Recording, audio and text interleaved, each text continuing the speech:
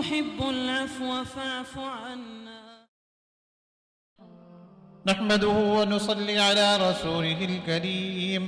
أما بعد فأعوذ بالله من الشيطان الرجيم. بسم الله الرحمن الرحيم. يا بني آدم إما يأتينكم رسل منكم يقصون عليكم آياتي فمن اتقى وأصلح فلا خوف عليهم ولا هم يحزنون. صدق اللہ العظیم. ختم نبوت کے بارے میں ہمارا عقیدہ یہ ہے کہ آپ صلی اللہ علیہ وسلم آخری نبی ہیں.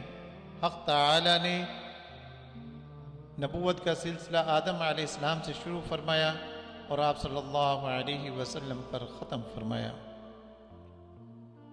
اس کی پہلی دلیل قرآن مجید کی آیات آپ کے سامنے رکھتا ہوں. چنانچہ سورۃ بقرہ کے اندر بھی اور اسی طرح سورۃ اعراف کے اندر حق تعالی نے آدم علیہ السلام کو زمین پر اتارنے کا واقعہ ذکر کیا اور واقعہ ذکر کرتے ہوئے وہاں پر حق تعالی نے یا بنی آدم اس کے ساتھ خطاب فرمایا. یا بنی آدم خذوا زینتکم یا بنی آدم اما یأتینکم رسل منکم یقصون علیکم آیاتی. تو ساری باتیں کرتے ہوئے حق تعالی نے آخر میں جو بات ارشاد فرمائی سورۃ اعراف کی آیت نمبر 35 اور قادیانیوں کے نزدیک آیت نمبر 36، اس میں حق تعالی فرماتے ہیں اے آدم کی اولاد، اگر آئیں تمہارے پاس رسول تم میں سے سنائے تم کو میری آیتیں، تو جو کوئی ڈرے اور نیکی کرے تو نہ خوف ہوگا ان پر اور نہ ہی وہ غمگین ہوں گے. حق تعالی نے یہاں پر فرمایا اما یأتینکم رسول آئیں گے. یہ خطاب حق تعالی کن کو فرما رہے ہیں؟ قرآن مجید کی سورۃ اعراف کو آپ شروع سے پڑھ کر دیکھیں جہاں سے حق تعالی نے آدم علیہ السلام کے واقعے کو ذکر کیا ہے. یہ آدم علیہ السلام کی پہلی اولاد کو حق تعالی خطاب فرما رہے ہیں کہ اے آدم کی اولاد، تمہارے پاس رسول آتے رہیں گے اور وہ رسول میری آیات تمہارے سامنے تلاوت کرتے رہیں گے. یہاں رسول جمع کا لفظ ہے، رسولوں کی بہت سی تعداد آئے گی. اب ہم قرآن مجید کے اندر دیکھتے ہیں نوح علیہ السلام کے واقعے کو، تو حق تعالی سورۃ حدید کی آیت نمبر 26 اور 27 میں کیا فرماتے ہیں؟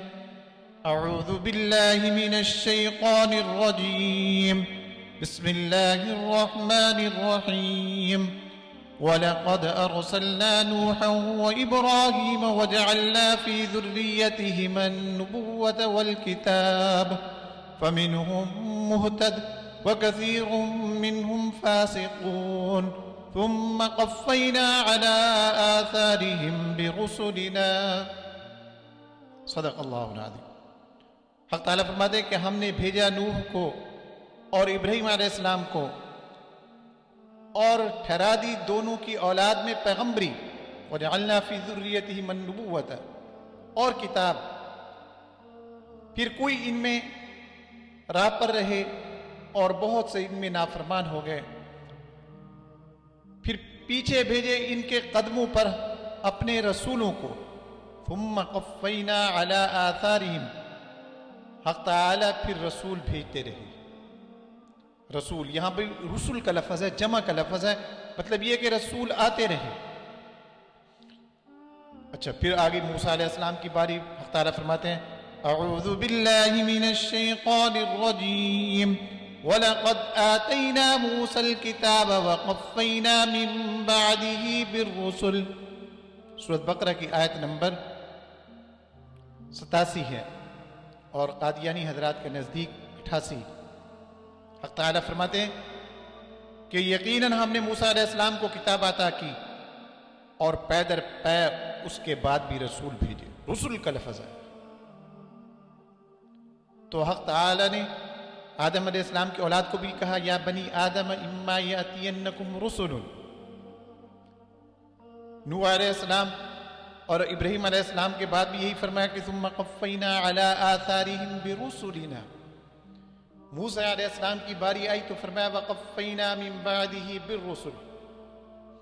اب باری آئی حضرت عیسیٰ علیہ السلام کی تو حق تعالیٰ کیا ارشاد فرماتے ہیں اعوذ باللہ من الشیطان الرجیم بسم اللہ الرحمن الرحیم اذ قال عیسیٰ ابن مریم یا بنی اسرائیل انی رسول اللہ الیکم مصدقا لما بین یدی من التوراة ومبشرا برسول یأتی من بعد اسمه احمد صدق اللہ العظیم. یہ سورہ صف کی آیت نمبر 6 ہے اور قادیانی حضرات کے نزدیک 7 ہے. تو حق تعالی عیسیٰ علیہ السلام کے بارے میں کہ عیسیٰ علیہ السلام نے بنی اسرائیل سے کیا بات کہی تھی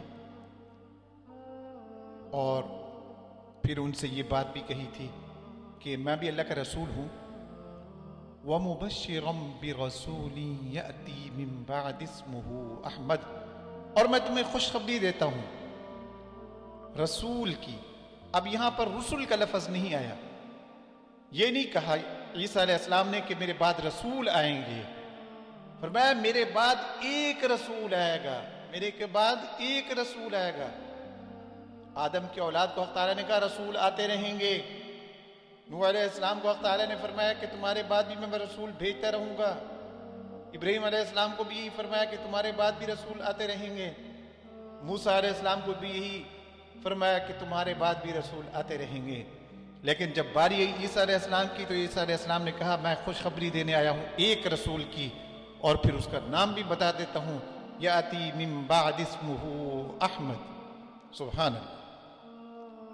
اب باری آئی آپ صلی اللہ علیہ وسلم کی تو حق تعالی نے فرمایا کہ آپ اعلان فرما دیجئے اعوذ باللہ من الشیطان الرجیم قل یا ایہا الناس انی رسول اللہ الیکم جمیعا.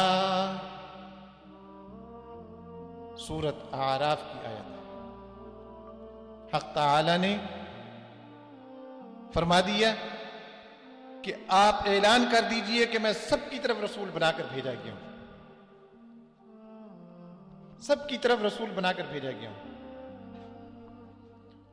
اور سورۃ سبا کی آیت نمبر 28 میں فرمایا اعوذ باللہ من الشیطان الرجیم وما ارسلناک الا کافۃ للناس بشیرا ونذیرا ولكن اکثر الناس لا يعلمون.